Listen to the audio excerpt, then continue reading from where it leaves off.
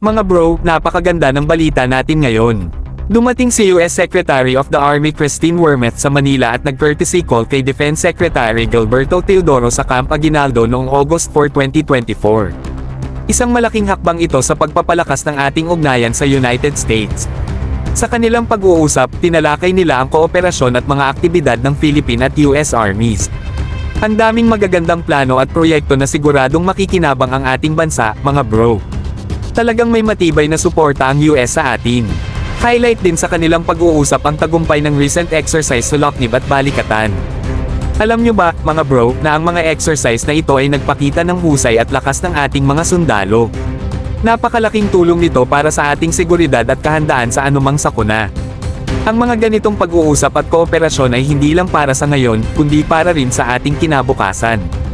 Hindi lang tayo nakikipag-ugnayan sa pinakamalakas na hukbo sa mundo, pero natututo rin tayo at nagiging mas handa sa anumang hamon na darating.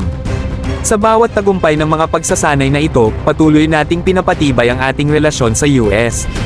Ibig sabihin, mga bro, mas magiging magaan at mabilis ang pagresponde natin sa anumang banta o sakuna. Isipin nyo na lang ang kapayapaan at seguridad na hatid nito sa ating bayan.